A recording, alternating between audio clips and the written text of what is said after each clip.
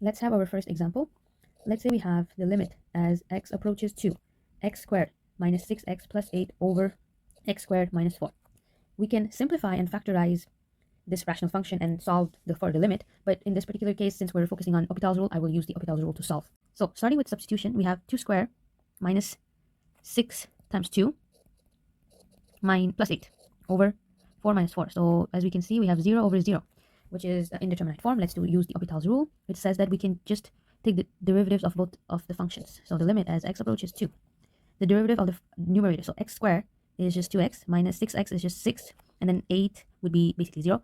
And then for the bottom part is 2x, and the derivative of 4 is just 0. So now, if we evaluate again with substitution, what do we get? We get 2 times 2 minus 6 over 2 times 2. So 4 minus 6 over 4.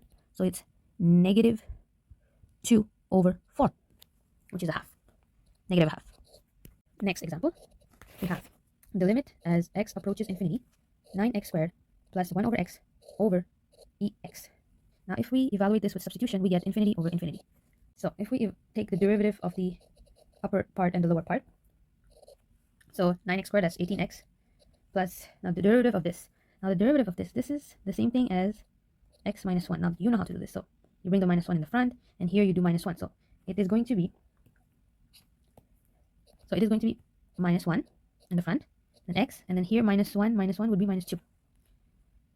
And we don't put a minus in the minus 1 in the front. So, and e to the x is just e to the x. Now, if we take the derivative of this, it still gives us infinity over infinity. So the good thing with Hopital's rule is that we can use it as many times as we can. So let's take again the derivative. The limit as x approaches infinity, if we take the derivative of 18x is again 18, minus, if we take the derivative of this, is going to be minus 2 in the front, so it's going to be plus 2, and then minus 2, minus 1, so it's going to be minus 2 here, and then e to the x. Let me just rewrite this. So the limit as x approaches infinity, we have 18 plus 2 over x to the 3 over e to the x. So now let's evaluate this.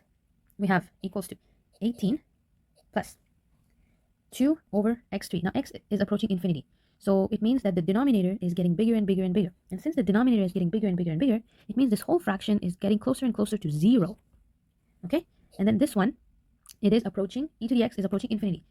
So we're basically just approaching, and so we have 18 at the top, and we have it when we're going to the infinity for the bottom. So since this is getting bigger and bigger and bigger, the overall fraction is getting closer to 0. So the limit would basically be equal to 0. Now the thing with Hopital's rule is that it can be applied as many times as needed if you maintain the indeterminate form after taking the derivative. So if you're still getting the 0 over 0 and infinity over infinity, you can still use the Hopital's rule.